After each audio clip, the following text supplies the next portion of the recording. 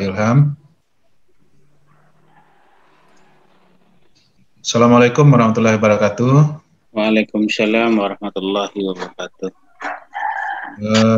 Yang saya hormati Bapak Ilham Nasai, narasumber kita pada siang hari ini.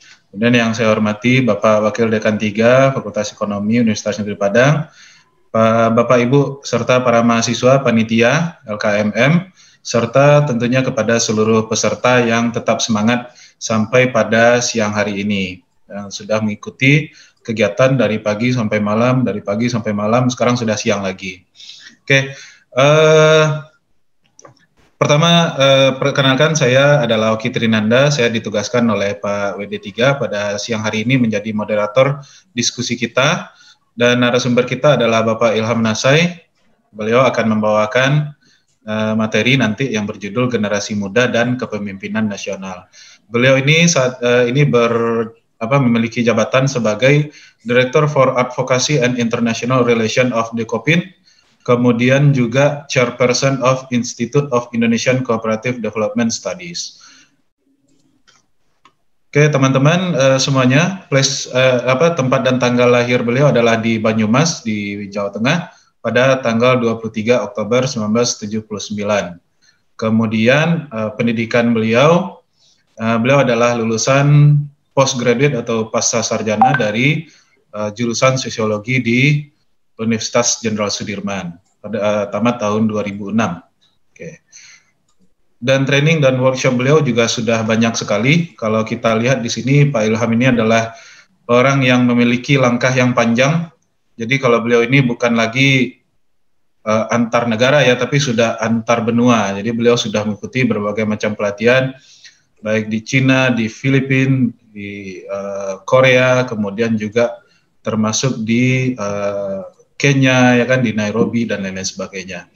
Kemudian selanjutnya pengalaman kerja juga banyak sekali beliau ini dari tahun 2003 sampai 2019.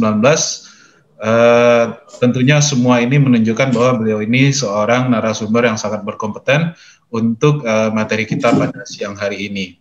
Beliau juga sudah mendapatkan awards atau penghargaan. Yang pertama adalah the first winner on National Cooperative Research Competition on Cooperative Development. Kemudian juga the finalist of Young Author on Paper Competition. Nah, tentunya para peserta sekalian ingin seperti Pak Ilham Nasai tentu ya. Ya jangankan Anda ya, saya juga ingin seperti Pak Ilham ini kalau membaca CV-nya.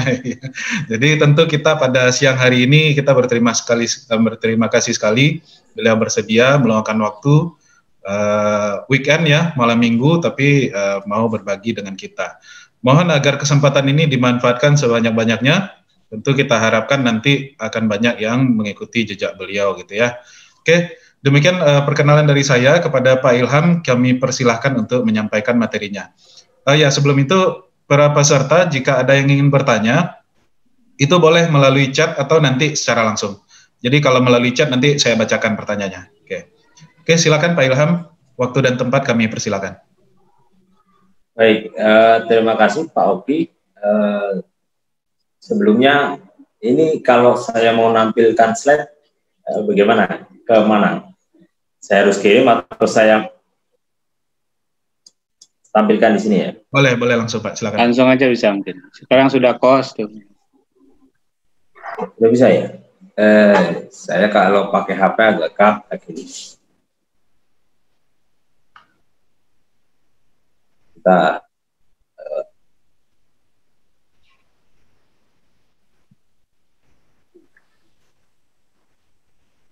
saya izin membuka email dulu karena tadi saya taruh di email.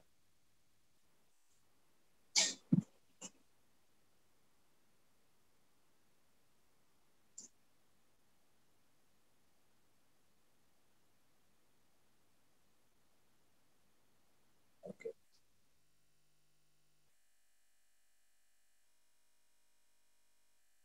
Baik, saya coba share screen ya.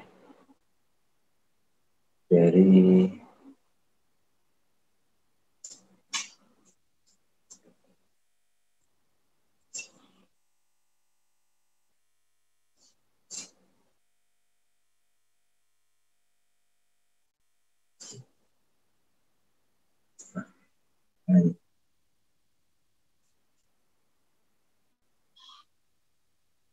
Sebentar ya Pak. Karena ini tadi saya kemarin dapat suratnya jam 4, jadi saya masih slide juga masih saya persiapkan. Tapi karena perintahnya harus maju, saya dimajukan ke mana ini? Ini oke. Google Drive ya.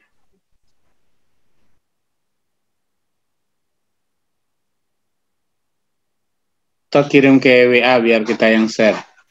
Oh bisa, oke, siap. Ini saya kirim WA nih. Kirim file WA. Sudah Bang, sudah saya kirim Bang. Oke, Sudah masuk Bang.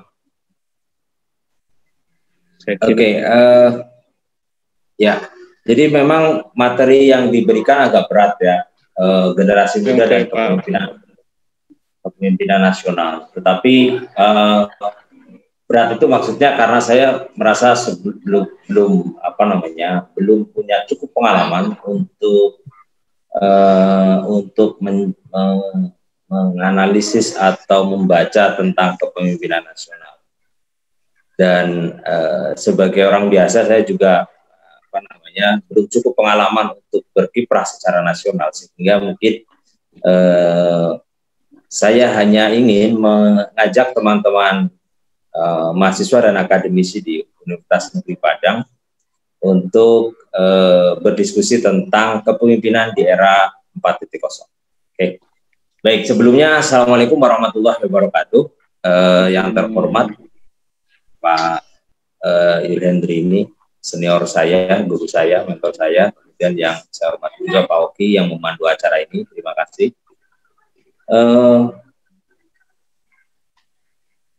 Berbicara soal kepemimpinan saat ini, mungkin kita tidak bisa dilepaskan dari proses yang sedang terjadi, perubahan besar-besaran yang mempengaruhi sendi kehidupan kita semua, baik secara sosial, ekonomi, politik, budaya gitu. Jadi kenapa isu ini saya angkat? Karena era revolusi 4.0 ini merubah semuanya, bahkan termasuk demokratisasi atau kehidupan politik di era kita sekarang itu terpengaruh dengan adanya revolusi 4.0 ini. Nah, bagaimanakah kepemimpinan ke depan dan kepemimpinan yang sedang tren untuk saat ini menjadi semacam role model yang dipraktekkan oleh para pemimpin-pemimpin yang juga harus beradaptasi, baik itu pemimpin bisnis. Memang pada awal mulanya revolusi ini terjadi karena perubahan di sektor ekonomi, tetapi dampaknya itu merubah ke semuanya, ke sosial, politik, budaya, itu pun berubah. Jadi latar belakang dari pemantik diskusi kita ini adalah mungkin saya sampaikan di slide selanjutnya. Ada 3 hal yang menjadi pendorong utama kita di saat memasuki era yang serba digital ini. Yang pertama adalah revolusi big data. Revolusi big data itu di mana data itu menjadi komoditi yang sangat berharga. Bahkan Presiden Joko Widodo mengatakan dalam pidato kalau nggak salah pidato kemenangan beliau yang kedua kemarin, yang mengatakan bahwa data itu sekarang lebih berharga daripada minyak, sehingga data ini menjadi sangat penting dan bagaimana semua pihak, semua orang sekarang sedang memperebutkan big data ini. Yang berikutnya adalah revolusi konektivitas atau Internet of Things. Jadi ini hampir semua di kita itu terkoneksi. Tidak hanya manusia dengan manusia, tetapi manusia dengan device, manusia dengan mesin, manusia dengan rumahnya, dengan kebunnya, semua terkoneksi. Nah, ini juga karena ini semua terjadi didukung karena teknologi informasi yang lebih dulu berkembang sejak ditemukannya internet pada era sekitar tahun 80-an sampai ke 90-an. Dari sini maka hadir kerangka berpikir baru, ya, ini participatory market society yang menggeser free market atau central plan ekonomi itu yang dulu lebih dikenal dengan oleh kita mungkin kapitalisme lah, sosialisme lah, komunisme, apa namanya, liberalisme, itu semua terpengaruh. Jadi negara manapun yang memiliki corak ciri khas seperti apa namanya tadi disebutkan, itu terpengaruh oleh perubahan teknologi sehingga masyarakat, pasar masyarakatnya itu lebih partisipatif dibanding era sebelumnya, baik di negara yang sudah liberal maupun di negara yang tersentral. Jadi di slide selanjutnya saya sampaikan bahwa demokratisasi produksi distribusi informasi itu terjadi oleh semua orang, oleh siapa saja bisa melakukan itu, apapun waktunya bisa melakukan apa namanya transaksi apapun, ya, transaksi produksi distribusi informasi, dan dimanapun itu bisa terjadi. Sekarang tidak lagi ada sekat-sekat, ada pembatas gitu ya. Tentu saja ini semua terjadi sangat masif sebelum apa namanya pandemi. Meskipun dengan adanya pandemi ada pembatasan pergerakan manusia, tetapi itu tetap saja menurut saya apa namanya mendorong lebih kencang lagi demokratisasi. Kemarin baru saja kita mungkin lihat atau dengar berita yang cukup mencengangkan, di mana platform yang sedang kita pakai ini, Zoom, itu valuasi perusahaannya sudah melampaui valuasi perusahaan apa namanya otomotif terbesar dunia. Valuasinya sampai 139 miliar US dollar, sebuah angka yang sangat fantastis, lebih besar daripada apa namanya mungkin postur APBN kita. Nah, ini menunjukkan bahwa dengan pandemi, dengan pembatasan pergerakan itu tidak apa namanya tidak kemudian membatasi pertumbuhan ekonomi digital, malah tambah kemudian semakin memacu dan demokratisasi semakin masif. Karena kita lihat yang rontok di era-era sekarang ini adalah perusahaan-perusahaan besar. Pengumuman beberapa perusahaan besar yang mengumumkan dirinya bangkrut itu adalah justru dari yang besar-besar dahulu. Sebelum pandemi mereka beberapa perusahaan besar sudah mengalami disrupsi akibat dari digitalisasi. Nah, sekarang ditambah lagi dengan era pandemi mereka mengalami tekanan. Nah, yang di slide selanjutnya kita melihat bahwa ada pertumbuhan yang cukup masif dari apa namanya bukti dari tadi yang saya sampaikan, adanya di konektivitas yang begitu masif yang terjadi di apa namanya yang didukung oleh Internet of Things. Jadi tidak hanya manusia yang lebih terkonek, yang lebih sosial, yang lebih apa namanya meskipun ini secara virtual ya, secara dunia maya gitu kita sangat terkoneksi, tapi juga device kita itu juga terkoneksi. Ada smart apa namanya, tidak hanya smartphone, tapi ada smart key, ada smart AC, ada smart TV, ada smart macam-macam yang apa namanya membuat semuanya menjadi semakin terkoneksi. Jadi ada angka yang menunjukkan di mana jumlah device, jumlah apa namanya handphone atau komputer atau tablet yang beredar di muka bumi itu mengalami peningkatan 2 kali lipatnya pada tahun 2010 dari jumlah populasi manusia. Kemudian meningkat lagi 3 kali lipatnya di 2015, kemudian meningkat lagi sampai ke 6 kali lipatnya, 6,5 kali lipatnya di tahun ini, di tahun 2020. Demikian juga ketika kita lihat data di Indonesia, maka dari penduduk Indonesia yang sekitar 255 juta di tahun 2015 ini sudah internet active usernya itu sudah mencapai 88 juta. Kalau sekarang di tahun 2020 angkanya sudah mendekati 140 juta. Jadi pengguna internet yang ada di Indonesia, di mana mobile connections, angka nomor yang beredar itu mencapai angka 300-an juta. Jadi lebih banyak device yang makin terkoneksi bahkan dari jumlah populasi umat manusia yang ada di muka bumi. Ini fenomena yang sedang terjadi peningkatan yang sangat masif. Nah, menghadapi era seperti ini, kepemimpinan seperti apakah yang kemudian menjadi menjadi role model atau yang harus diikuti atau menjadi tren gitu. Karena dengan era seperti ini maka partisipasi masyarakat, karena demokratisasi yang begitu masif, maka seorang pemimpin kalau dia anti terhadap demokrasi, pemimpin yang anti terhadap partisipasi orang yang dipimpin, itu pasti akan ketinggalan zaman, tidak relevan. Jadi hampir dipastikan pada era saat ini tidak ada pemimpin yang tidak mendengarkan masyarakat.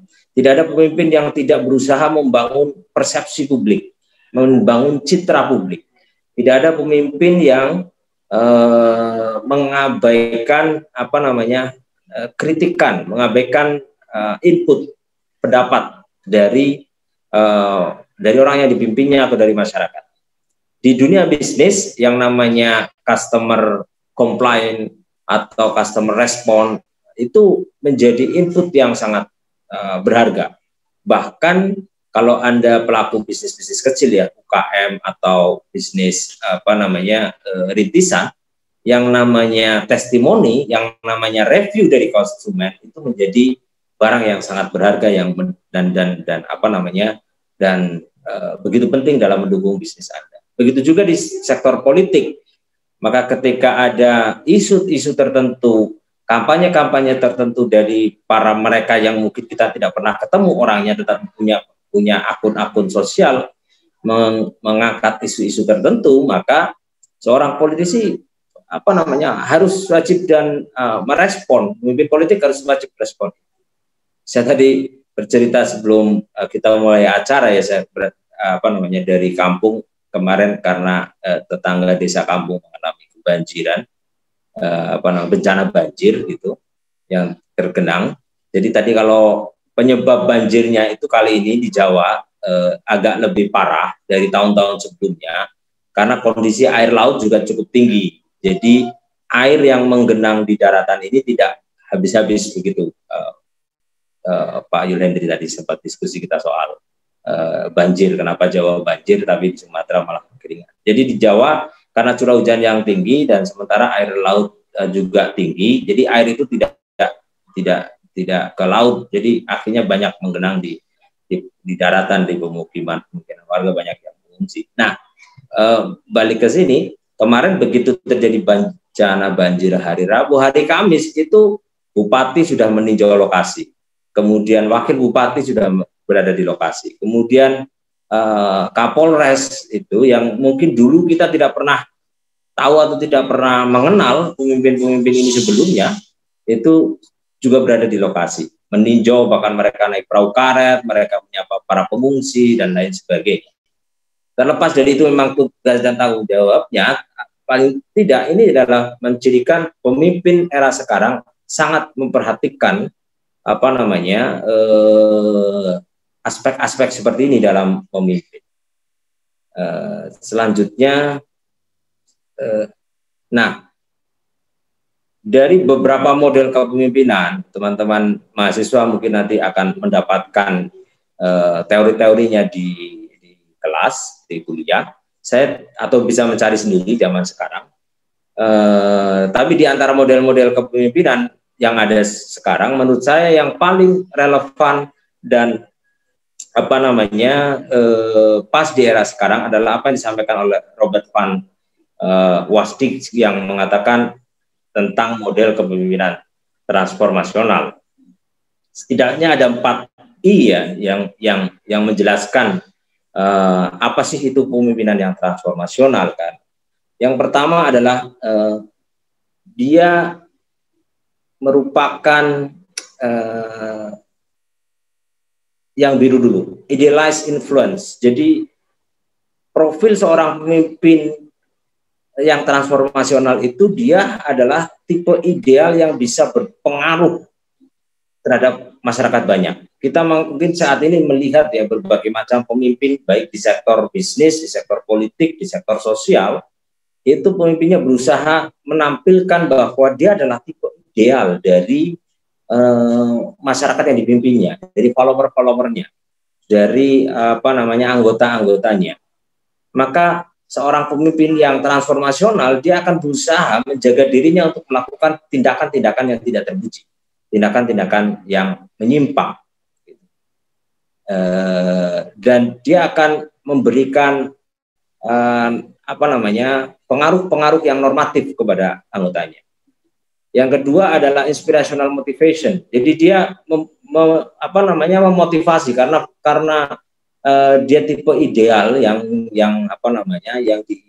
diidam-idamkan oleh para pengikutnya, maka dia juga memberikan motivasi. Makanya ini pemimpin-pemimpin model seperti ini biasanya punya karisma yang dulu ketika era liberalisasi begitu jaya-jayanya, individualisme begitu jaya-jayanya, itu orang tidak melihat pemimpin itu tidak perlu berkarisma. Yang penting pemimpin itu dia bisa berpendapat dan mempengaruhi orang, dan kemudian orang mengikuti dia.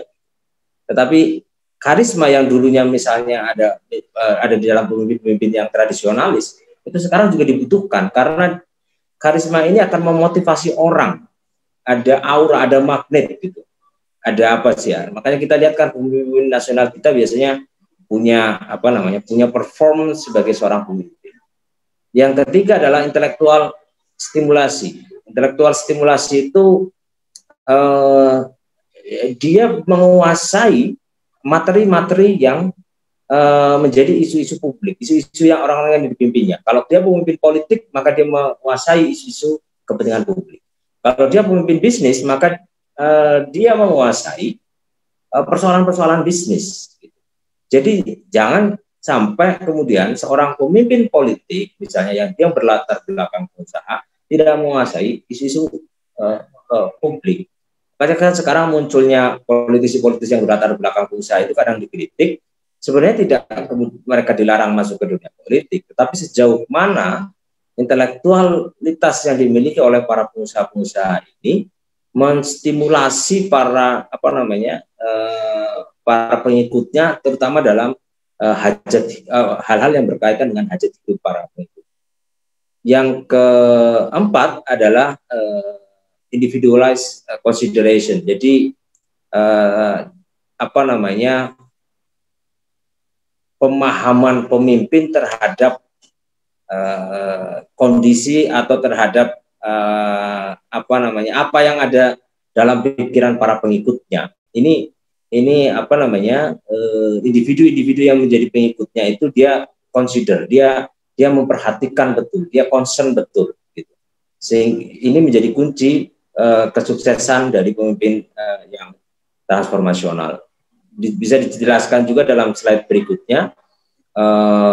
Ini menjelaskan bagaimana seorang pemimpin yang transformasional itu, jadi dia harus influence, idealized influence, jadi dia harus secara idealisme itu mempengaruhi, jadi role model, jadi tipe yang tipe yang bahasa kita itu menjadi tauladan dari para pengikut-pengikutnya. Dia istilahnya di sini walk the talk. Tidak hanya ngomong aja, tapi dia melakukan, dia berbuat. Dan pemimpin-pemimpin sekarang itu dilihat begitu oleh masyarakat. Dan masyarakat kan kalau berkomentar, ya netizen itu kan kalau berkomentar selalu pedas dan selalu ini. Maka kalau orang itu tidak bisa walk the talk, gitu, tidak bisa melakukan apa yang dia sampaikan, ya akan dibilang omdo atau apalah. Kemudian dia menginspirasi para pengikutnya tadi. Kemudian dia individual consideration tadi yang keempat itu adalah dia benar-benar murni peduli terhadap followernya, bukan dibuat-buat, bukan pencitraan, bukan seolah-olah peduli, bukan seolah-olah apa namanya. Jadi kan kalau sekarang ada pemimpin yang pura-pura jadi tukang becak, pemimpin yang pura-pura berdagang apa namanya gerobak begitu kan dicemooh juga karena dianggapnya oleh para pengikut itu pencitraan, nggak genuine. Yang diinginkan oleh pemimpin yang transformasional ini dia harus genuine.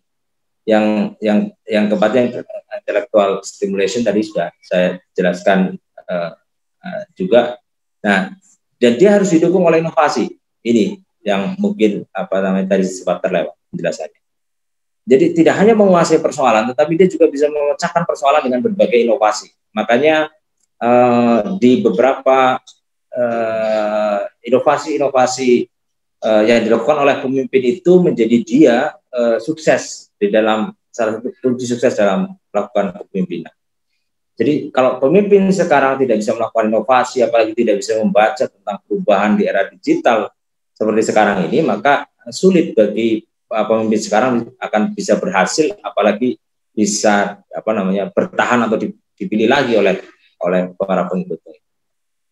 Nah, mungkin itu ketika kita bicara soal kepemimpinan di era revolusi industri ini.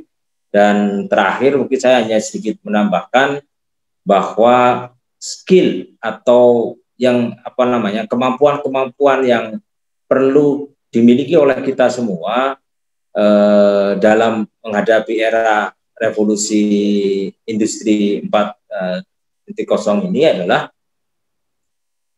ini skill-skill yang oleh individu itu perlu kita miliki. Sebagai individu kita memiliki skill-skill ini. Dan apa namanya ini merupakan hasil riset dari World Economic Forum ya yang memberikan laporan tentang the future of job report. Jadi laporan tentang pekerjaan-pekerjaan di masa mendatang. Skill-skill apa sih yang dibutuhkan pada pekerjaan-pekerjaan itu. Jadi karena kita mungkin semua akan menjadi calon-calon pemimpin, tetapi tidak semua dari kita menjadi calon pemimpin nasional seperti yang diharapkan di apa namanya di diskusi kita, di judul diskusi kita, karena mungkin keterbatasan alokasi juga untuk menjadi seorang pemimpin nasional itu tidak semua bisa menjadi pemimpin nasional. Maka menjadi pemimpin dimanapun atau kita memasuki dunia kerja atau dunia manapun, atau kita menjadi pemimpin diri sendiri juga, maka perlu skill-skill ini yang harus kita miliki adalah kemampuan untuk misalnya skill tentang problem solving, kompleks problem solving, kemampuan untuk memecahkan masalah yang belum pernah diketahui solusinya dalam dunia nyata. Ini merupakan skill yang sifatnya kognitif. Ada skill yang bersifat sistem skill, ada apa namanya content skill, ada complex problem solving tadi, ada proses skill, ada social skill, ada resource management skill, ada apa namanya cognitive ability. Ini semua apa namanya dianalisis dalam laporan itu. Jadi kemampuan-kemampuan kita dalam proses skill, social skill, system skill ini akan menentukan sekali bagaimana kepemimpinan kita kepemimpinan kita dalam memasuki dunia politik, dunia bisnis, dunia sosial, dunia budaya atau dunia kerja, dunia apapun yang nanti kita masuki, itu sangat menentukan sekali keberhasilan kepemimpinan kita kalau kita memiliki skill-skill ini. Dan ini adalah skill yang ada di industri masa depan. Jadi tidak lagi skill yang sifatnya technical skill saja. Technical skill itu adalah kemampuan kita untuk memasang mesin, kemampuan kita untuk menyalakan mesin atau mengoperatorkan mesin atau teknis-teknis yang lain saja.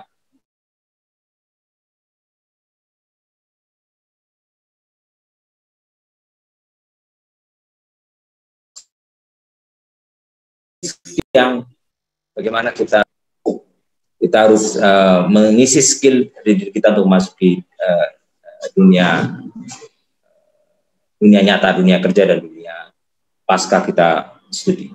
Mungkin itu Pak Oki dan Pak Yul Hendri yang bisa saya sampaikan sebagai pemantik diskusi.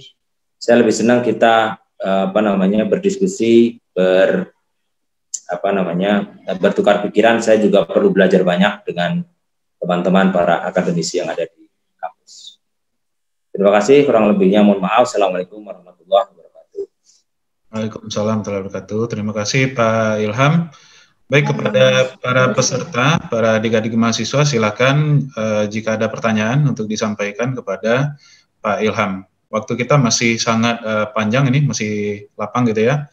Silakan, berarti kita terbuka diskusi yang seluas-luasnya. Silakan. Saya ingin bertanya, Pak. Silakan sebutkan nama dan kampusnya. Baik, nama saya Desra Kurnia Rahman, asal dari kampus UIN Imam Bonjol Padang. Saya ingin bertanya kepada Pak Ilham mengenai kepemimpinan di era 4.0. Pertama, yaitu mengenai kebiasaan yang kita tanamkan di 4.0.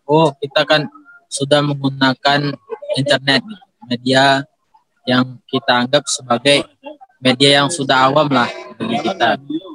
Jadi yang saya ingin pertanyakan gitu kan, jika kita itu berada di dalam suatu instansi, mungkin untuk pelaksanaan meeting atau anggaran gitu kan, bisa kita ambil dari dana yang tersedia.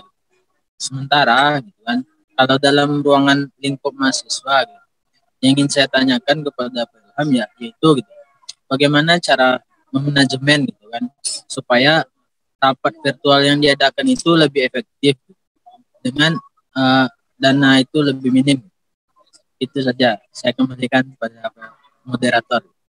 Baik, terima kasih Deswa dari UIN Imam Bonjol. Jadi pertanyaannya bagaimana mengefektifkan, karena sekarang kan pertemuan virtual semua gitu ya. Pertemuan virtual semua, bagaimana cara kita bisa mengefektifkan. Oke, silakan Pak Ilham. Ini pertanyaan memang agak teknis ini, silakan. Baik, terima kasih Pak Oki, terima kasih Mas Desra. Memang dengan era digital ini merubah banyak hal. Tadi saya terlebih lagi dengan adanya pandemi tadi saya sempat singgung, termasuk dengan model-model kita dalam beraktivitas atau bekerja, termasuk disinggung oleh Mas Desra tadi, bagaimana kita ketika harus rapat meeting kemudian dilakukan secara online. Apakah mungkin yang ditanyakan oleh Mas Desra kalau saya tidak salah tangkap, apakah hal itu efektif ketika dibandingkan dengan rapat yang offline, dan bagaimana juga penggunaan anggarannya. Nah, di era ke depan ini memang sedang digodok ya regulasi ya, undang-undang IT yang sudah ada, kemudian besoknya kemudian akan disusul kalau tidak salah itu saya pernah dengar DPR sedang membahas tentang rancangan undang-undang tentang data publik ya, kerahasiaan data publik kalau tidak salah itu atau data elektronik kalau tidak salah ya, undang-undang tentang kerahasiaan data elektronik itu juga sedang disiapkan oleh pemerintah dan DPR. Itu memang mengatur berbagai hal yang mungkin dulu-dulu tidak pernah kita bayangkan, tetapi sekarang karena itu terjadi di sehari-hari dengan kita, itu perlu diatur secara legalitasnya. Misalnya tadi pertanyaan Mas Desra, bagaimana proses pertanggungjawaban keuangannya, di mana kita hadir hanya secara virtual, mungkin tidak ada tanda tangan kita secara fisik dan lain sebagainya. Apakah itu bisa dianggap sebagai sebuah kehadiran? Dan bagaimana kalau alokasi yang tadinya uang rapat itu untuk sewa tempat untuk konsumsi kemudian dikonversi menjadi mungkin subsidi data dan lain sebagainya. Nah, ini memang perlu payung hukum legalitas yang ke depan ini sedang diformulasikan. Jadi tanda tangan elektronik itu yang sekarang juga sudah diakui ya. Ketika kita melakukan perjanjian dengan, kalau di bisnis sudah dilakukan itu, tanda tangan elektronik sudah diakui dan dianggap sah dalam melakukan perjanjian. Kemudian juga kalau ke depan ini termasuk penggunaan materai itu juga akan dilakukan secara elektronik. Jadi materai yang sekarang mungkin kita lihat fisik begitu, ke depan juga akan elektronik. Jadi ada memang regulasi-regulasi yang sedang dipersiapkan untuk mengikuti tata kerja kita di era yang serba digital atau yang serba menggunakan internet ini. Mungkin itu Oki dan respon untuk Pak Mas Desra. Ya. Terima kasih. Bagaimana Desra? Apakah ada pertanyaan lanjutan? Baik, terima kasih Pak jawabannya. Nah, sedikit untuk menambahkan pertanyaan Pak, ada sedikit lagi yang menjanggal dari saya. Apakah boleh ditanyakan moderator? Ya, silakan. Baik, mengenai kepemimpinan di era 4.0 kan. Sebagaimana kegunaan IT sendiri bagi kita ialah untuk membantu melancarkan kegiatan yang kita lakukan. Dan mengenai kerahasiaan data diatur oleh Undang-Undang ITE. Berarti setiap peraturan yang dibuat itu gitu kan pasti diketahui oleh pembuat Undang-Undang ITE sendiri. Bagaimana dengan perusahaan-perusahaan swasta yang menyusun strategi untuk kenaikan usahanya untuk memacu roda yang telah ada di pemerintahan. Istilahnya mereka ingin meraup keuntungan yang lebih besar. Apakah strategi seperti itu bisa dibahas di dalam media yang telah diatur oleh Undang-Undang ITE atau bagaimana? Ini itu saja Pak. Maksudnya rahasia perusahaan gitu ya, Desra? Nah, anggap saja dicontohkan kayak menyusun ya sesuatu yang penting lah gitu kan. Jadi kalau tahu sama pemerintahan gitu kan, nanti kayak diklaim gitu kan atau di bagaimana gitu. Dianggap sebagai pelanggaran Undang-Undang ITE. Gitu. Nah, jadi untuk menyusun strategi yang demikian itu harusnya bagaimana gitu kan. Jadi istilahnya kan ITE ini mengetahui semua rahasia perusahaan. Gitu. Kalau undang-undangnya itu bisa mendeteksi setiap kesalahan yang dibuat. Jadi pertanyaan saya yaitu bagaimana caranya gitu supaya rahasia perusahaan itu tuh bisa sangat aman gitu, tanpa diketahui oleh pihak lain. Iya. Ya Pak. Silakan Pak Ilham. Baik, terima kasih Mas Desra. Jadi memang ada beberapa hal yang kontroversi di Undang-Undang ITE itu. Menurut beberapa para pengamat ya dan para pakar yang mengatakan undang-undang ini terlalu ketat dalam melakukan pengawasan dan di luar aspek misalnya undang-undang itu dipakai untuk mengkriminalisasi dalam tanda kutip beberapa tokoh misalnya karena menyebarkan informasi. Tapi undang-undang ini dianggap bertabrakan dengan mungkin yang tadi disampaikan Desra, kerahasiaan, karena undang-undang kerahasiaan transaksi itu juga dijamin misalnya di undang-undang perbankan, maka transaksi keuangan itu menjadi rahasia bank dengan dengan pemilik rekeningnya, jadi tidak boleh dipergunakan. Tetapi pada prakteknya kerahasiaan ini kalah karena transaksi elektronik itu tetap harus menjadi diawasi oleh pemerintah. Dalam hal ini kan pusat analisis transaksi keuangan itu juga bisa melakukan dan membuka data transaksi keuangan yang mencurigakan, yang dia buka walaupun tidak ke publik tapi ke instansi-instansi tertentu. Nah, disitulah kemudian yang mendorong ini juga perlu dibatasi. Makanya selain soal transaksi tadi juga soal jual beli data. Sekarang kan kita marak ya, tiba-tiba nomor handphone kita ditelepon oleh seorang yang dari perusahaan tertentu yang sudah tahu nama kita, sudah tahu tempat tinggal kita, sudah tahu pekerjaan kita, mungkin dia juga sudah tahu penghasilan kita, sudah tahu kebiasaan kita atau kegiatan kita misalnya. Itu kemudian dia menawarkan produk-produknya. Nah, kerahasiaan data elektronik itu kan menjadi sesuatu yang urgent karena oleh pihak tertentu diperjualbelikan.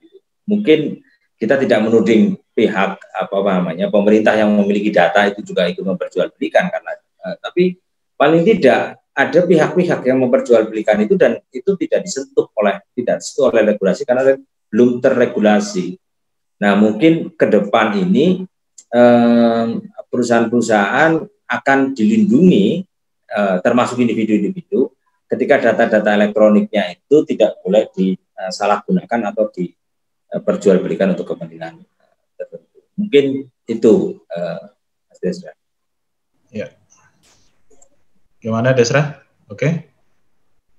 Terima kasih moderator Pak Ilham atas Ya. Terima kasih Mas Desra. Sama-sama. Ya, jadi memang menanggapi juga satu yang tadi mengenai Zoom ini memang merubah kebiasaan kita. Biasanya kita kalau rapat itu kan memang harus bertemu secara fisik gitu ya kan, kemudian gampang dibuktikan, keuangannya juga mudah. Kalau sekarang Zoom, nah lebih efisien, tapi pekerjaan kita juga jadi lebih padat. Kita nggak ada lagi alasan lagi di sini, lagi di situ, nggak ada. Mau siang mau malam ya Zoom terus. Cuman yang paling ini Pak, yang paling sedihnya itu kalau rapat Zoom ini nggak ada lagi konsumsinya Pak.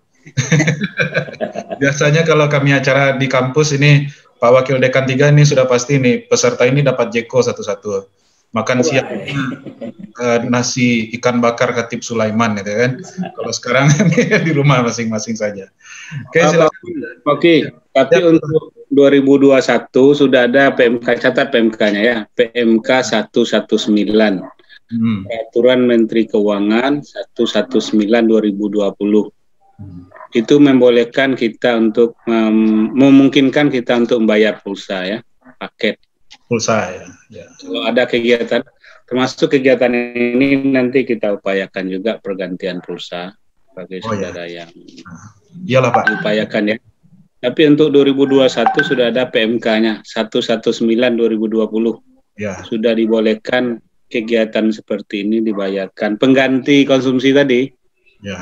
Pengganti konsumsi, pengganti uang jalan segala macam itu ya. Ya, termasuk acara coba kita saya baca-baca di PMK. Kalau bisa diperjuangkan juga Pak supaya bisa diganti pulsa. Ya. Kita akan Senin lah. Kalau sudah turun tangan Pak UD3 udah pasti ini ya, kabar baik untuk kita. Oke, silakan teman-teman mahasiswa kalau masih ada pertanyaan silakan.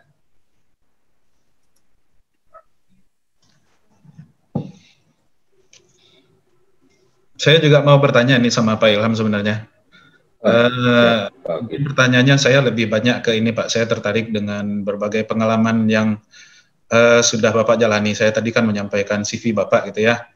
Nah mungkin bisa di-share kepada mahasiswa-mahasiswa kita ini, dari diskusi yang Bapak sampaikan tadi kan bentuk kepemimpinan yang sesuai untuk masa sekarang ini kan transformational leadership. Nah bagaimana pengalaman-pengalaman organisasi Bapak, pengalaman kerja Bapak yang sangat banyak itu bisa bisa membentuk ya ke arah situlah. Mungkin bisa sharing sedikit dengan teman-teman mahasiswa Pak. Kemudian yang kedua, tadi dalam transformational leadership itu yang menarik saya juga pimpinan itu harus menjadi role model atau menjadi panutan. Maka dia itu harus memiliki karisma. Nah, karisma ini kan menarik ini Pak. Apakah karisma ini bisa dilatih, dilahirkan, atau memang itu Tuhan yang menganugerahkan kepada orang ini, Anda punya karisma, kalau ini enggak gitu. Nah, gimana Pak? Terima kasih Pak Ilham. Ya, terima kasih Pak Oki. Pertama mengenai pengalaman ya, ya saya dulu kuliah di kampung juga, di kota kecil di Jawa Tengah namanya Purwokerto, di Universitas Jenderal Sudirman. Itu namanya saja Universitas Jenderal Sudirman, tapi itu bukan kampus militer. Bukan sekolahnya Pak Jenderal. Jadi di situ kita belajar berorganisasi. Memang pengalaman berorganisasi itu mempengaruhi betul bagaimana kita mengasah skill. Makanya tadi di slide terakhir saya sampaikan soal beberapa skill yang harus kita miliki selain kemampuan-kemampuan kognitif ya. Yang kita soal ilmu, teori, kemudian wawasan, kita baca buku, tetapi kita juga perlu punya social skill, ada proses skill, kemudian sistem skill gitu, kemampuan untuk kita melakukan koordinasi, negosiasi, persuasi, mentoring. Social skill itu nggak akan pernah kita dapatkan di bangku kuliah, di ruang kelas. Itu kita akan dapatkan ketika kita berorganisasi. Kemudian kemampuan kita untuk mendengarkan, kemudian berpikir secara logik, kemudian kita mengorganisir pekerjaan, program, dan lain sebagainya, itu juga kita dapatkan mungkin sebagian di ruang kelas, juga sebagian di lapangan. Maka berbahagialah misalnya ketika ada pembimbing atau dosen atau mentor yang mengajak Anda riset. Nah, itu jangan dilihat capeknya atau honornya, tetapi lihatlah itu sebagai bagian dari proses belajar untuk meningkatkan itu. Nah, itu yang kemudian memotivasi saya dulu. Kebetulan saya dari kampung gitu, tidak punya latar belakang kegiatan yang cukup banyak gitu. Latar belakang sekolah saya di level SMP SMA-nya itu adalah latar belakang agama gitu, di Sanawiyah dan Aliyah. Sehingga ketika saya masuk di kampus negeri, kemudian saya banyak beraktivitas di organisasi yang kemudian saya berinteraksi dengan berbagai macam masyarakat. Mungkin dulu ketika saya berproses selama 6 tahun di SMP SMA, saya hanya bertemu dengan satu macam jenis orang yang seagama, sekeyakinan, sealiran gitu. Tapi ketika kita masuk ke dunia yang lebih luas di kampus negeri, kita berinteraksi dengan orang dari tidak hanya Jawa, kemudian ada teman dari Sunda, secara kultur berbeda, secara keyakinan keagamaan juga berbeda, kemudian secara bahasa juga berbeda. Itu membuat tantangan tersendiri, memiliki social skill. Nah, kemudian itulah yang menjadi modal. Saya aktif di beberapa kegiatan mahasiswa, seperti saya bikin kelompok studi di internal kampus, namanya Lingkar Studi Mahardika. Itu tempat kita berdiskusi soal apa yang kita pelajari di ruang kelas. Kemudian saya ikut lembaga penelitian ekonomi sosial masyarakat. Kalau di nasional dulu ada tenar lembaga namanya LP3ES yang punyanya Pak Dawam Raharjo Adi Sartono dan kawan-kawan. Di kampus kita bikin namanya LP2ES yang sebenarnya mirip-mirip lah lembaga pengembangan ekonomi. Kemudian saya aktif di koperasi mahasiswa waktu itu. Kemudian setelah itu kita juga mengikuti kegiatan-kegiatan ekstra kampus. Anda bisa ikut banyak lah ya, bisa ikut HMI, bisa ikut IMM, bisa ikut PMI, bisa ikut GMNI, terserah mana yang kemudian itu Anda merasa cocok untuk mengikuti kegiatan-kegiatan itu. Tapi disitulah kita diasah social skill kita, proses skill kita, kemudian sistem skill kita untuk ditempa menjadi dengan pengalaman-pengalaman itu pasti akan bermanfaat. Kalau dulu mungkin bagi sebagian teman-teman kita yang sejawat gitu di kampus, mungkin ada teman sejawat yang hanya mengandalkan kos, kampus, perpus ya, KPK gitu ya, kos, perpus, kampus gitu saja. Sehingga IP-nya memang keren gitu. Mungkin dia juga lulus cum laude gitu. Tapi mungkin teman-teman seperti ini tidak memiliki kemampuan skill, social skill, dan skill yang tadi saya sampaikan, sehingga ketika masuk dunia kerja mereka masih butuh proses beradaptasi gitu. Jadi saya sebelum lulus saya menjadi ketua koperasi mahasiswa Unsud, dan waktu itu kita transformasi menjadi koperasi kampus yang sekarang menjadi koperasi konsumen terbesar di Purwokerto dengan aset sekitar 22 miliar lebih gitu. Nah, kita keluar dari kampus dengan percaya diri, dengan kepercayaan diri yang karena kita punya skill-skill itu dan pengalaman-pengalaman itu. Itulah yang kemudian juga saya ikuti karirnya Pak Yul Hendri di Koperasi Pemuda Indonesia. Beliau dulu bendahara umum di situ, saya mengikuti menjadi pengurus di situ, hingga kemudian setelah 2-3 tahun menjadi pengurus, saya dipilih oleh anggota untuk menjadi ketua umum koperasi itu. Nah, saat menjadi koperasi, memimpin organisasi nasional Koperasi Pemuda Indonesia, itulah yang kemudian saya semakin ingin mengasah skill-skill tadi, sehingga terutama social skill saya ketika saya harus mampu berkomunikasi dengan semua orang. Karena menjadi ketua organisasi nasional, maka kita membawa nama bangsa dan negara gitu. Itu sebenarnya yang memotivasi saya. Kemudian saya melakukan kontak dengan teman-teman yang organisasi sejenis di Jepang, organisasi sejenis di Korea, organisasi sejenis di India, kemudian di Malaysia, sehingga saya punya kontak-kontak internasional ini yang kemudian dilihat oleh Dewan Koperasi Indonesia.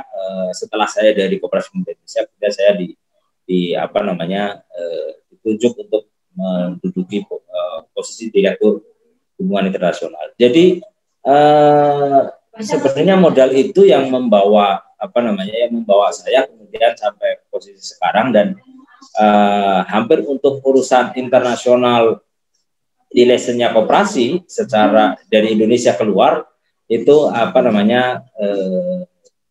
saya manage, saya arrange, dan saya rawat dengan baik. Nah, ini yang mungkin kadang-kadang menjadi tidak semua dari kita telaten melakukan komunikasi, merawat. Mungkin ada kendala bahasa, ada kendala kurang percaya diri, ada kendala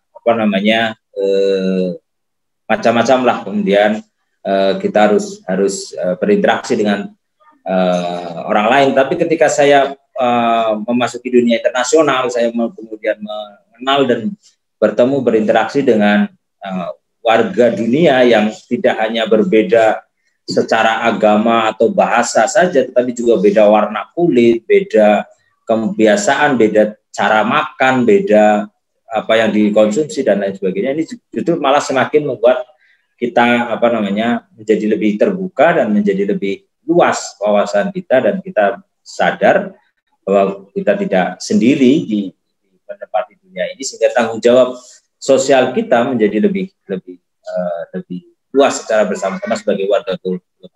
Oleh karena itu saya di Lembaga Studi Pengembangan Perkoperasian saya concern dengan isu-isu tentang pembangunan berkelanjutan, isu-isu tentang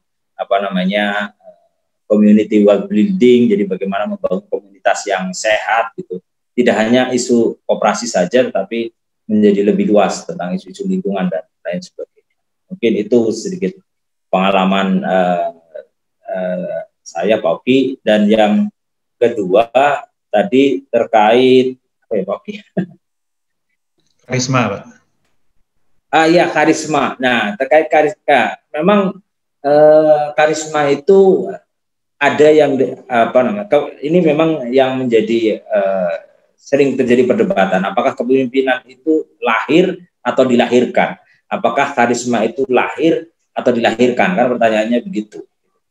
Nah, menurut saya sebenarnya kadar kepemimpinan setiap orang itu berbeda-beda. Ada orang yang memang tipe kepemimpinan dia itu, atau kalau dalam bahasanya Pak Yul Hendry itu makomnya gitu.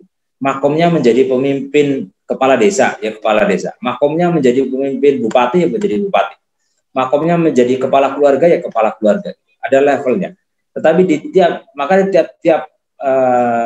level kepemimpinan yang terkait dengan makom ini, itulah yang sifatnya terlahir. Memang terlahir sudah seperti itu. Tetapi kalau yang sifatnya skill tadi itu bisa diasah. Jadi sekarang menurut saya tergantung bagaimana karisma itu bisa bermanfaat di sektor kepemimpinan apa. Mungkin di satu sisi kalau bicara soal politik, makom saya hanya level ketua RT. Tetapi ketika bicara soal kepemimpinan atau karisma kepemimpinan saya di level bisnis misalnya, saya bisa memimpin sebuah perusahaan multinasional misalnya. Nah, ini menurut saya memang karisma itu terlahir gitu ya dari sananya gitu. Karena itu tidak bisa kita minta kita harus punya aura atau karisma yang hebat atau seperti itu. Tapi skill-skill tadi bisa dibentuk. Nah, ketika nature kita, modal alami kita, kemudian ditambah skill tadi, kita mengintrospeksi diri kita cocoknya di mana, kepemimpinan kita cocoknya di mana. Kalau kita tidak cocok menjadi bupati, jangan dipaksakan menjadi bupati. Ketika kita tidak cocok menjadi presiden, ya jangan dipaksakan untuk menjadi presiden. Mungkin kita lebih cocok menjadi CEO, kita mungkin lebih cocok menjadi agamawan atau tokoh pemimpin budaya. Nah, itu yang menurut saya kita sesuaikan, jadi tidak perlu dipaksakan kemudian karena mungkin kita harus punya karisma yang ini tidak bisa juga, karena mungkin kita juga sering menyaksikan bagaimana karisma seorang pemimpin yang punya karisma yang begitu kuat, yang begitu ini, ketika turun ke anaknya karismanya tidak ada, pudar atau tidak sekuat karisma orang tua. Nah, itu menunjukkan bahwa memang itu sudah terlahir, tidak bisa dibentuk gitu yang begitu. Tetapi yaitu tadi ketika dikaitkan dengan aspek jadi karisma orang itu kadarnya berbeda-beda, sehingga kepemimpinan dia menurut saya akan cocok di sektor mana dia sendiri yang tahu, dan dia sendiri yang bisa mengasahnya dengan nambah skill-skill tadi. Mungkin itu Pak Oki. Terima kasih. Terima kasih Pak. Jadi karisma itu kalau saya tangkap setiap orang ini sebenarnya sudah punya modalnya ya Pak ya. Ada yang modalnya cukup besar, ada yang modalnya ini, tapi tergantung lagi kepada orangnya apakah diasah atau tidak. Gitu. Mungkin sama seperti ini Pak, kalau kita ibaratkan main bola antara Messi dan Cristiano Ronaldo ya kan. Kalau Messi itu kan memang bakat alam gitu. Tanpa dilatih pun sudah hebat. Tapi kalau Cristiano Ronaldo itu kan karena kerja kerasnya makanya jadi bisa hebat gitu kan. Nah, Wah, ini Pak Oki ini penggemar bola ternyata. Pengamat amatir Pak. Oke, silakan kepada teman-teman mahasiswa untuk bertanya. Silakan, ada Muhammad Zain, ada Bagus, ada Ari Anggara. Kita juga ada beberapa dosen Fakultas Ekonomi nih Pak, Bu Rita Sofyan dan Bu Mentari. Mungkin ada pertanyaan, silakan. Oke, itu tadi nampaknya ada Muhammad Zain yang mau. Muhammad Zain. Ya, silakan Muhammad Zain. Kalau saya yang bertanya nanti terbongkar rahasia kita dengan Pak Ilham ini. Ya kan? Itu Pak Oki, Pak Ilham ini kalau di akhir-akhir tahun biasanya mengundang saya ke luar negeri Pak Oki. Oh iya Pak. Ini tiket ke Kanada gitu. Nah, berangkat kita kan. Wah. Biasanya gitu tuh. Biasanya hanya waktu setengah hari atau apa disuruh berangkat langsung. Kapan-kapan saya juga mau loh. Sekarang sebenarnya masih jalan semua program itu training course di luar negeri. Tapi kebanyakan juga, online juga begini. Besok mulai tanggal 5 ada juga short course tentang apa namanya strengthening value chain agriculture product gitu. Ya, for marketing strategi gitu. Itu juga ada, tapi online semua. Kemudian pada tanggal 26 juga sudah kick off platform kooperatif untuk anak-anak muda itu juga. Ada Bu Tri Kurniawati kemarin yang ke Bangkok itu Pak Oki. Terus ke Jepang itu Pak Ilham yang fasilitasi. Oh iya. Ya kan ke Bangkok. Terus Putri ke Tokyo ya, sebulan. Putri UNP ya. Ya, UNP. Ya itu 2 minggu di Thailand dan 2 minggu di Jepang. 2 minggu di Jepang. Saya dulu pernah sebulan di Jepang. Ya. Terus bawa keliling sama Ilham ke Doha, Qatar, sampai ke Montreal, Quebec. Asik itu pagi. Jadi Pak Oki harus punya nomor Pak Ilham itu. Ya, kapan-kapan ajaklah saya Pak. Saya ini perjalanan paling jauh sampai Padang Panjang. Saya kemarin diajak ke Malaka Pak Oki, Malaka. Saya belum pernah ke Malaka. Ya. Sudah datang Ilham, Bang ini ada tiket ke Kuala Lumpur. Kapan? Besok? Waduh, besok. Paspor saya sekarang sudah setahun tidak berlaku nih. Oh iya, kalau sekarang Yes. ini mungkin Pak Ilham nggak banyak perjalanan mungkin ya Pak? Sama. Enggak. Ya, sama paspor saya juga kebetulan sudah habis halamannya dan habis masa berlakunya. Saya belum sempat perpanjang karena tidak ada kegiatan lagi. Mulai kemarin baru saja rapat regional board, kita mulai putuskan akan ada offline itu semester kedua tahun depan setelah Juni baru kemungkinan. Itu pun baru kemungkinan. Jadi semua planning yang kita mau adakan event offline itu diundur terus sehingga sampai akhir tahun 2021. Ya, karena kita belum tahu kapan pandemi ini berakhir. Ya, dia Ilham ini juga ini Pak Oki ini Ketua Asia Pasifik Youth Kooperatif. Asia Pacific Youth Cooperative. Sudah mantan saya sudah. Oh sudah selesai ya? Prof. Jadi saya sudah. Kalau tidak takut dengan Pak Nurdin Halid, mungkin beliau maju jadi ketua Dekopin, tapi masih takut. Kalau saya ini Pak Oki diusir pulang kampung, Pak Oki, sama Pak Ilham. Diusir pulang kampung untuk membina kampus UNP. Gitu. Saya pulang kampung daripada terus di Jakarta menambah macet. Fakultas Ekonomi masih membutuhkan Pak Yul Henry. Ya, kemarin diminta untuk meminta untuk ke istana, wah keren ya.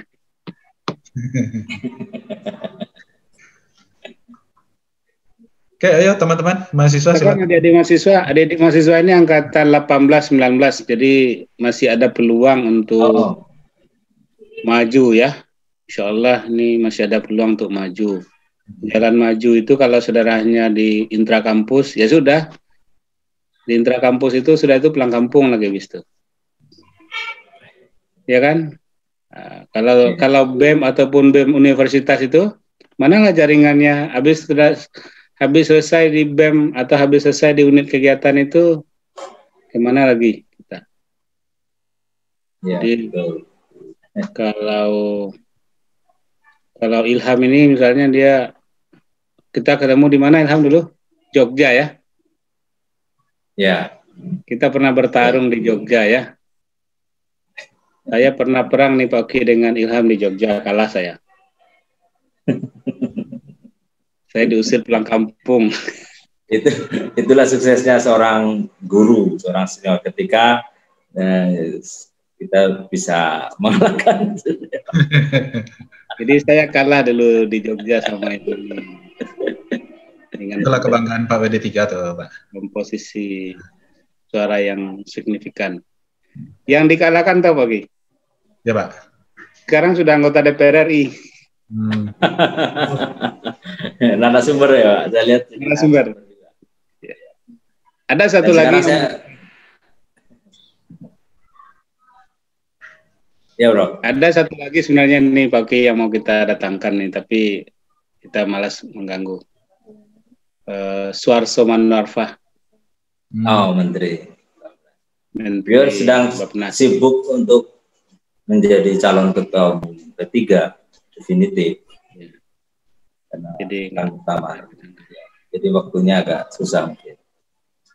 Sudah. Tapi kemarin stafnya kita undang. Pak, salah satu direktur di Bappenas.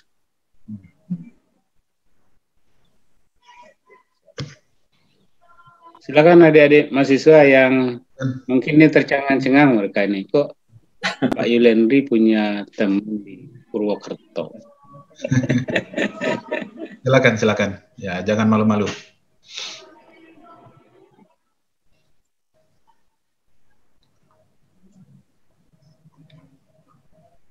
Silakan Jimmy. Tadi sebagian sudah KKN. Ada KKN di UNP, Pak Jidan Jepak. Ada 2017, angkatan 2017 KKN. Mulai 2017 ya. Mulai 2017 KKN. Setelah itu nanti ini KKN semuanya. Cuman online masih. KKN-nya online. KKN itu sebenarnya juga media untuk mengasah kepemimpinan ya. KKN itu sebenarnya tidak secara akademik mungkin kemanfaatannya tidak terlalu banyak, tetapi justru secara kemampuan skill ya KKN itu. Orang berinteraksi kemudian bertemu dengan masyarakat, mengikuti itu. Saya mengenal kegiatan tahlilan kemudian itu karena ketika KKN. Ketika ikut KKN, kita ikut pengajian, kita ikut tahlilan, kita ikut berjanji, kita ikut manakiban, gitu kan, kegiatan-kegiatan keagamaan. Kita temukan di kampus mungkin kita nggak pernah melakukan itu. Jadi itu bedanya tuh Pak Ki. Pak Ilham ini dibesarkan dengan tradisi Muhammadiyah, saya NU. Oh iya. Kalau di kampus kami panggil Pak Yul Henry ini Gus, Pak, Gus Yul. Oh, Gus Yul, ya. Darah biru itu berarti Pak Oki. Iya. Iya. Darah birunya di Republik. Tapi di Padang. Gimana Pak WD3 mungkin Bapak kasih arahan lagi Pak atau apa? arahan. Pertanyaan ya. Jangan arahan, nanti marah Pak Ilham. Kok diarahkan? Ya. Biasanya kalau arahan itu untuk demo. Arahan demo. Berbaris.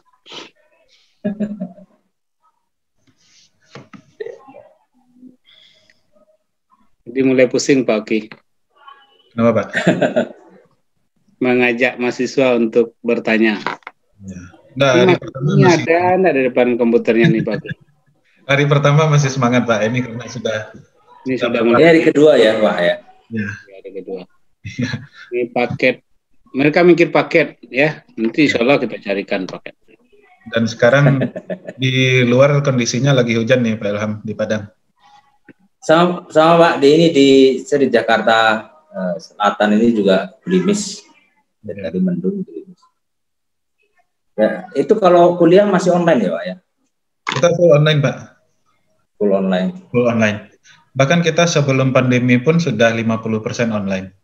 Jadi ketika terjadi pandemi kami tinggal ini saja Pak, tinggal memindahkan saja. Memindahkan ya. Ya, karena sebelum tahun 2019 dulu sudah siap-siap juga dengan e-learning. Ya. Kalau Pak Oki ini Pak Ilham, ini dosen muda yang potensial di UNP nih. Sekarang lagi jadi tim ahli WR1. Kita mendatangkan untuk jadi moderator nih susah nih. Kita harus membana namanya.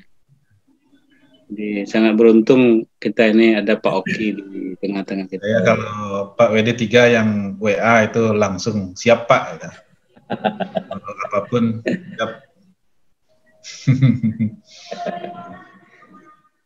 Silakan mahasiswa berbicara. Bagus, Bagus nih senyum-senyum aja tadi nih Bagus. Silakan Bagus. Saya unmute Bagus ya, kemudian keluarkan satu pertanyaan ya Bagus ya. Ya Bagus sama Jimmy. Jimmy ini ketua Hima IE nih Pak.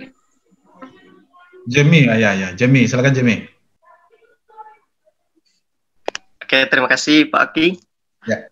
Assalamualaikum warahmatullahi wabarakatuh, Pak Ilham. Waalaikumsalam. Di sini saya ingin bertanya Pak. Ketika kita memimpin suatu organisasi, terkadang kita ini sebelumnya belum pernah memiliki pengalaman menjadi ketua Pak. Sehingga ketika kita memimpin suatu organisasi, terkadang kita merasa canggung atau Pak, kurang merasa pede Pak. Jadi di sini saya ingin bertanya Pak, kalau bagaimana menurut Bapak itu Pak, apa yang harus mungkin kita pelajari lebih lanjut Pak, atau ilmu yang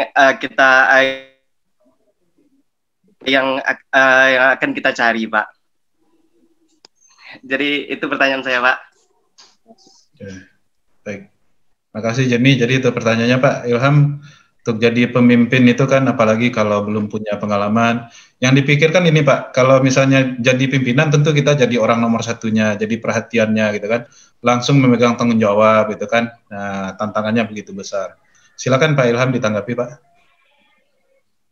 Ya, terima kasih Mas Jimmy.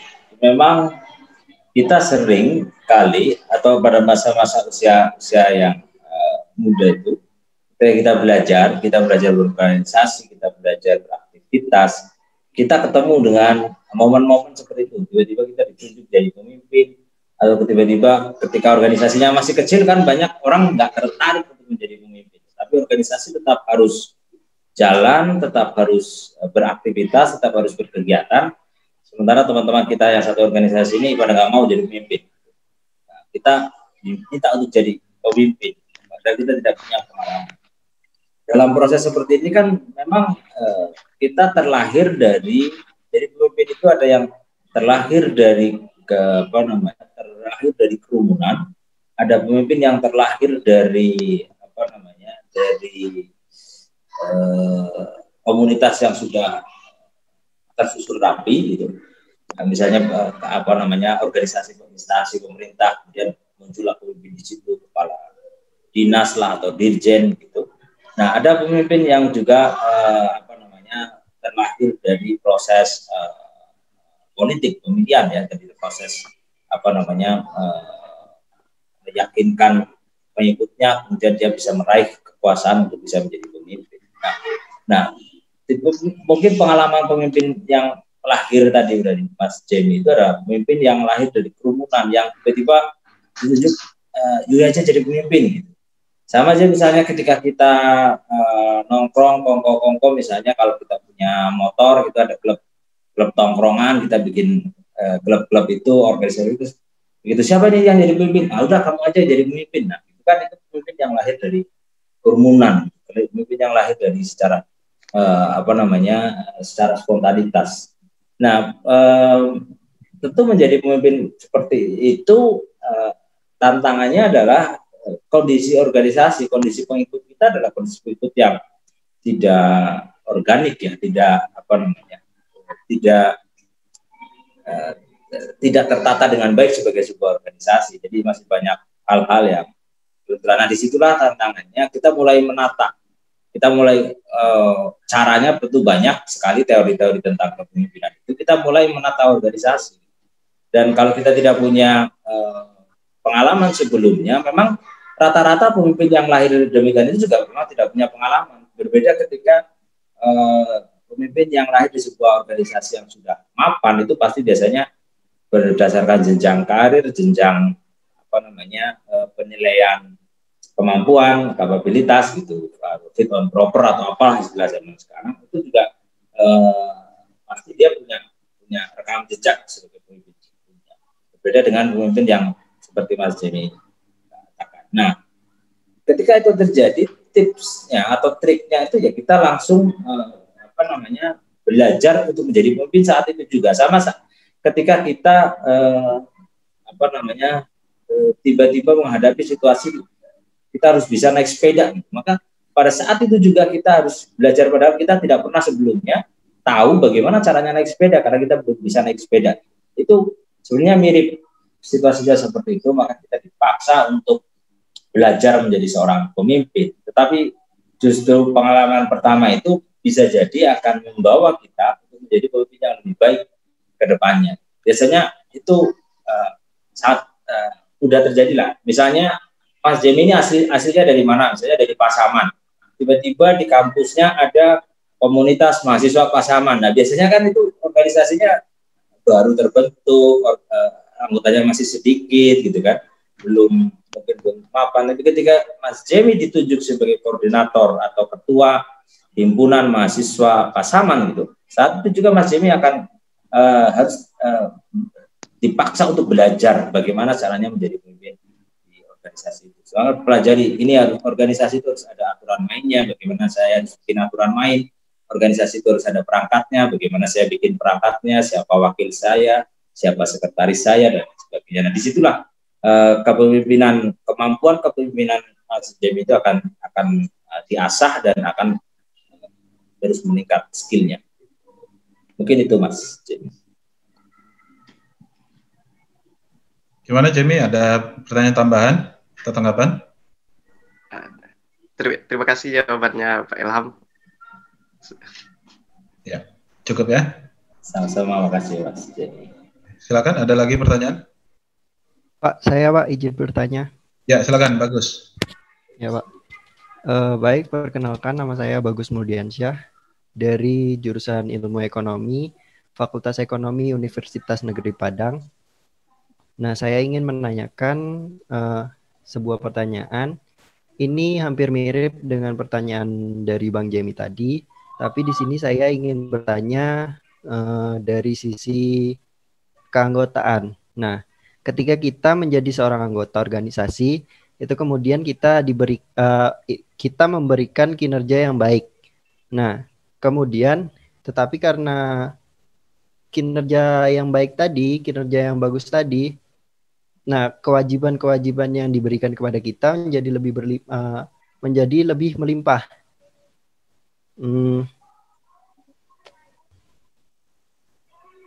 Apakah hal tersebut itu baik atau tidak untuk kita Pak kira-kira? Kemudian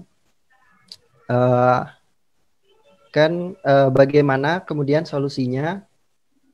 Kan kita sebagai mahasiswa itu kan kewajiban utamanya adalah menuntut ilmu gitu Pak. Nah, bagaimana kira-kira solusi dari hal tersebut?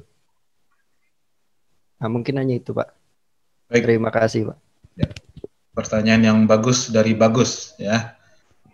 Silakan Pak Ilham, ini merupakan kegelisahan dari teman-teman kita juga mungkin nih sebagai mahasiswa gitu. Terima kasih Pak. Silakan Pak Ilham. Ya, terima kasih Mas. Bagus. Mungkin perlu dijelaskan tadi penghargaan ketika Anda sebagai anggota berkinerja baik itu penghargaan seperti apa? Kalau penghargaan itu merupakan apresiasi terhadap kontribusi Anda sebagai anggota, mungkin itu sehat-sehat saja, wajar-wajar saja. Tapi kalau penghargaan itu memiliki menjadi motif Anda, jadi begini, menurut saya ya. Jadi adanya penghargaan, adanya apresiasi itu jangan dijadikan sebuah tujuan ketika kita ikut organisasi, kemudian kita berpartisipasi dengan baik. Anggaplah itu sebagai efek. Anggap itu sebagai impact dari apa yang Anda lakukan. Tapi motivasi Anda untuk berkinerja baik itu adalah karena Anda punya tujuan yang sama dalam organisasi itu. Yang sama-sama dengan tujuan yang kepentingan yang sama dengan pemimpin dalam organisasi itu, maka saya berkontribusi bagaimana caranya, ayo kita bersama-sama mencapai tujuan itu. Tapi bukan berat kemudian saya mau mencapai tujuan itu asal saya dihargai, asal saya diapresiasi. Nah ini motif seperti ini menurut saya tidak baik. Artinya akan lebih baik kalau ketika kita berkinerja baik itu didasari motivasi untuk mencapai tujuan yang sama, tujuan yang idealis, cita-cita organisasi yang sama, sehingga kita berkontribusi. Bahwa itu ada apresiasi, bahwa itu ada penghargaan, bahwa itu ada yang diberikan pemimpin ataupun yang diberikan organisasi kepada kita, anggaplah itu sebagai impact, jadi bukan tujuan. Nah, pertanyaan kedua terkait dengan keseimbangan dalam menuntut ilmu, antara menuntut ilmu dan berorganisasi, ini memang menjadi persoalan klasik ya, persoalan yang selalu dipertanyakan oleh mahasiswa. Antara sebenarnya kewajiban kita itu, karena memang pada kenyataannya itu sering kerap terjadi. Saya juga mungkin mengalami salah satu hal yang negatif di saya adalah mungkin saya terlalu banyak berorganisasi sehingga proses belajar di kampusnya menjadi tidak cepat lulus, tidak lulus gitu. Kita butuh waktu 6 tahun baru lulus gitu, yang harusnya mungkin 4 tahun, 5 tahun bisa. Nah ini mungkin yang perlu kita keseimbangkan antara proses untuk belajar menuntut ilmu secara akademik dan belajar berorganisasi, karena tadi yang saya sampaikan, keduanya punya kemanfaatan yang sama, keduanya bisa berkontribusi terhadap sukses tidaknya kita, dan keduanya itu dibutuhkan. Tadi saya sampaikan soal karakter pemimpin yang transformasional itu, selain dia punya pengalaman skill-skill sosial, dia juga punya kemampuan wawasan keilmuan yang tinggi pula, yang dalam pula, sehingga tadi namanya intelektual idealism ya, idealitas intelektualnya itu harus dimiliki gitu, sehingga menuntut ilmu bagi seorang pemimpin transformasional itu harus intellectual stimulation lah ya.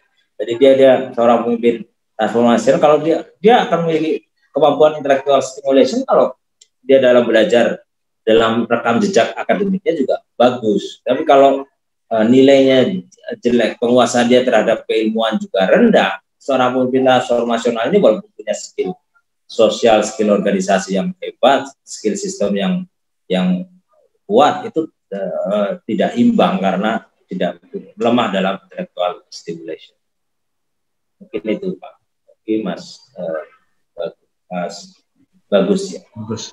Gimana Bagus? Ya, Pak. Terima kasih Pak Ilham atas jawaban dan Pak Oki. Ya, sama-sama, makasih Mas. Jadi Pak Ilham, ini memang banyak sekali ilmu yang kami dapatkan, termasuk saya sendiri nih dari tadi juga banyak mendapatkan insight, banyak mendapatkan pengetahuan baru. Nah, namun memang waktunya memang terbatas gitu. Dan ini masih ada deh, Pak Oki, ini ada pertanyaan Salsabila nih, Salsabila. Salsadila. Di chat. Oh, di chat ya. Silakan Salsadila dibacakan saja mungkin. Mungkin karena jaringan nih Pak Oki. Oh, jaringan. Saya aja bacakan ya Pak ya. Oke, pertanyaan Pak Ilham satu lagi dari Salsadila Hayati dari jurusan manajemen. Beliau ingin bertanya, kepribadian orang itu berbeda-beda. Ada yang introvert, ada juga yang ekstrovert. Lalu bagaimana jika seseorang yang dipercaya sebagai pemimpin itu adalah seorang introvert? Lalu seseorang itu merasa ingin melakukannya tapi kurang mempercayai dirinya. Wah, ini mungkin Salsadila ini introvert tapi ingin jadi pemimpin ini. Ya, karena kameranya mati, Pak. Silakan langsung ditanggapi Pak Ilham. Ya, makasih Pak Salsadila.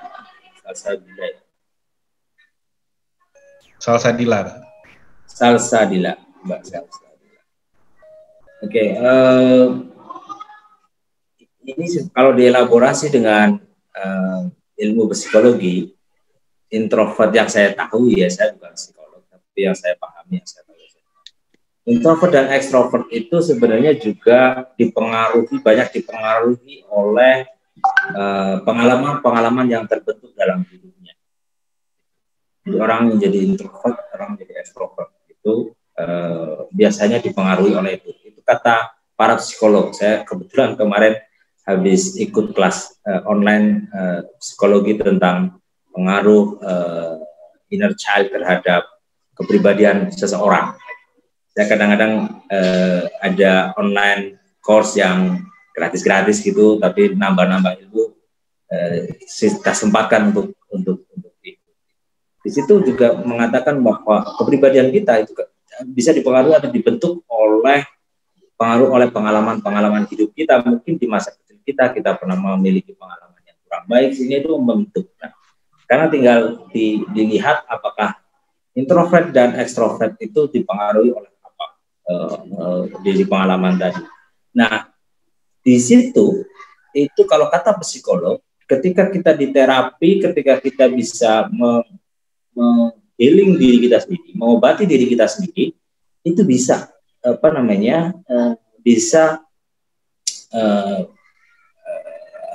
bisa meminimalisir lah. Mungkin tidak, orang introvert bisa menjadi tidak introvert lagi. Dia bisa agak extrovert meskipun mungkin tidak ekstrim, tetapi dia bisa sedikit pelan membangun kepercayaan diri, membangun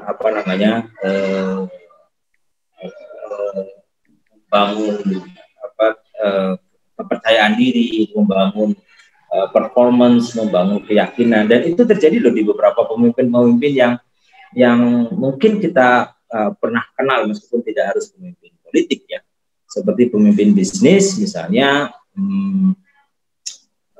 Pendirinya, saya lupa, pendirinya Disneyland itu juga dulunya orang yang sangat introvert, tetapi kemudian dia bisa ekstrovert, kemudian dia bisa percaya diri membangun the most happiest place in the world gitu. Jadi dia kepengen membangun tempat yang paling bahagia di muka bumi. Kenapa dia ingin membangun itu? Ternyata dia punya pengalaman yang dalam tanda kutip pengalaman masa kecil yang kurang menyenangkan ketika dia lahir miskin, kemudian orang tuanya harus bekerja begitu keras, ayahnya dan ayahnya menjadi buruh, ibunya juga bekerja serabutan untuk menghidupi dia dan adik-adiknya yang juga tidak sedikit seperti itu. Nah, jadi kembali lagi ketika kita punya kepribadian yang seperti itu dan ketika kita menjadi pemimpin, bisa jadi saat kita menjadi pemimpin di hadapan banyak orang, itu juga bisa jadi menjadi satu terapi, menjadi satu metode bagaimana kita membangun kepercayaan diri secara lebih. Saya dulu juga waktu kecil saya merasa saya orangnya introvert juga gitu. Bahkan teman-teman SMP SMA saya sekarang yang kemudian ketemu dengan saya mengatakan, lu berubah banget sih, dulu kelihatannya pendiam, pemalu gitu. Tapi ya mungkin karena pengalaman organisasi tadi, dipaksa kita ngomong di depan banyak orang, dipaksa kita memotivasi orang, dipaksa kita untuk bisa membangun percaya diri gitu. Dan saya juga mencontoh benchmark para senior seperti Pak Yul Hendri ini gitu kan, menjadi kita bisa contoh, menjadi benchmark ya. sehingga kita bisa membentuk tadi. Intinya kepribadian yang mungkin kita anggap tidak cocok itu bisa dipengaruhi, bisa dirubah dengan dengan terapi-terapi tadi, dengan kebiasaan-kebiasaan. Di sisi lain, seperti tadi yang sudah saya singgung di depan, bahwa kepemimpinan seseorang itu punya kadar masing-masing. Bisa jadi orang yang introvert itu dia makomnya mungkin tidak sebagai pemimpin publik, tapi dia makomnya sebagai pemimpin perusahaan atau sebagai pemimpin organisasi milik dia sendiri, gitu, seperti bisnis atau yang lainnya. Ini tuh. Terima kasih Pak Opi. Ya, sama-sama Pak Ilham. Saya juga introvert sebenarnya ini Pak, jadi pendiam sebenarnya. Kalau di kampus itu ingin mengikuti, menikmati saja acara gitu ini, tapi gara-gara Pak WD3 juga ini, tiba-tiba datang telepon besok jadi moderator ya, gitu. Saya mau diam-diam aja, tiba-tiba besok jadi narasumber ya, gitu. Tapi akhirnya memang ini, kalau sebenarnya saya pendiam, tapi gara-gara banyak paksaan seperti itu, seperti yang Pak Ilham juga sampaikan tadi, ya lama-lama terbiasa juga. Kalau seandainya harus tampil, ya tampil gitu. Oke, jadi pada intinya adalah pelatihan ya Pak ya. Oke, terima kasih Pak Ilham atas waktu dan ilmunya. Memang peserta kita ini seperti timnas Jerman ini Pak, lama panasnya. Jadi kalau timnas Jerman itu kan kalau sudah mau peluit panjang, baru ini dia kan baru panas dia permainannya ya. Jadi kita mungkin seperti itu. Kami selalu berdoa semoga Pak Ilham dalam kondisi yang sehat ya kan. Semoga karirnya semakin sukses. Amin. Ya dan nanti jangan Pak, kalau misalnya kami membutuhkan lagi bimbingan dari Bapak, ya tentu kami butuh kesini Bapak. Kalau bisa malah mungkin Pak Ilham datang ke UNP. Sudah pernah Pak ke UNP Pak? Sudah pernah Pak, saya udah 2-3 kali ya. Ke UNP. Ya. Terus waktu Pak Yul Hendri masih banyak di Malang untuk belajar, malah saya ke UNP gitu. Jadi saya ke UNP bukan atas panggilan beliau, tapi atas panggilan teman-teman mahasiswa UNP. Gitu. Jadi saya sudah punya kedekatan lah dengan UNP. Iya, terima kasih Pak. Ya mudah-mudahan pandemi ini bisa segera berakhir dan nanti bisa kita lakukan reuni LKMM ini lagi Pak dengan Pak Ilham. Oke, terima kasih banyak. Kalau nanti Pak misalnya ditakdirkan Tuhan Pak Ilham ini jadi menteri, ya, dia tidak akan ragu lagi kalau menyebut nama UNP. Apa itu UNP Anda gitu lagi kan? Iya. Ya. Kita doakan sudah di hati Pak Ilham ini Pak. Ya. Dan kalau udah jadi menteri, kita tidak akan susah lagi melobikan untuk pembangunan gedung baru UNP misalnya atau apalah ya. Atau kalau ada adik-adik mahasiswa yang mau audiensi dengan menteri kan tidak susah lagi. Amin. Oke, terima kasih Pak Ilham. Mungkin demikian saja acara kita pada siang hari ini atau sore ya.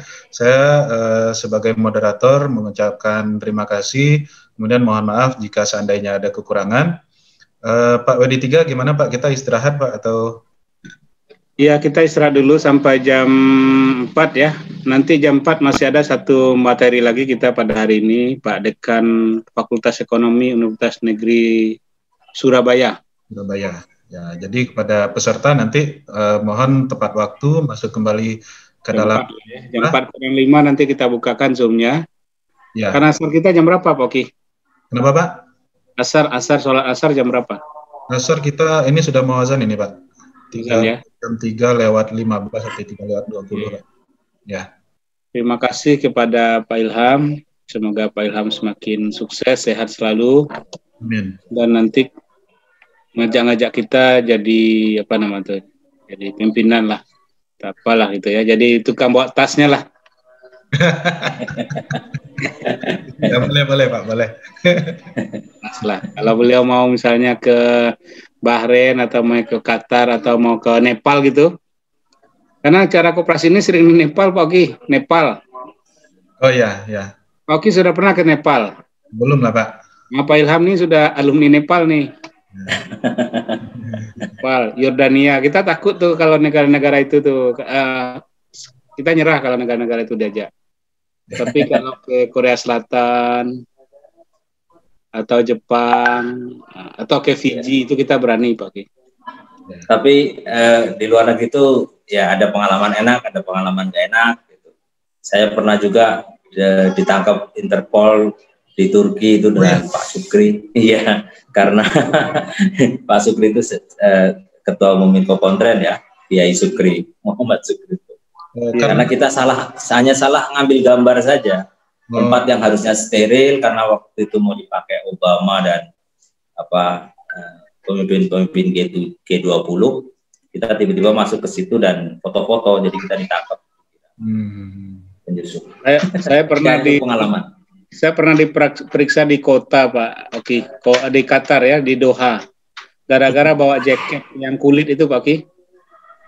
Kenapa enggak boleh, Pak? Kulit hitam, kan diperiksa potongan-potongan jahitannya itu, Pak Oki. Di dalam jahitan itu ada narkoba segala macam kan. Disuruh diskus dulu tuh. Ya. Pak enggak bilang, Pak, saya ini WD3 loh gitu. Enggak seperti itu. Betul kan belum WD3, Pak. Masih Kristen seperti Pak Oki. Oke lah. Oke, Pak WD3 kita tutup ya, Pak. Oke. Ya, terima kasih. Terima kasih semuanya. Terima kasih teman-teman mahasiswa, hidup mahasiswa. Hidup mahasiswa. Ya. Terima kasih Pak Ilham, terima kasih Pak WD3 serta para peserta semuanya. Sesi ini kita tutup dengan mengucapkan alhamdulillahirrabbilalamin. Wassalamualaikum warahmatullahi wabarakatuh. Assalamualaikum warahmatullahi wabarakatuh. Terima kasih Pak Oki. Nanti kita masuk jam 4 kurang 5 ya. Jam 4 kurang 5. Ya, terus nanti kita penutupan dan yang hadir sampai selesai nanti kita kirimi sertifikat online. Insya Allah. Tanda tangan.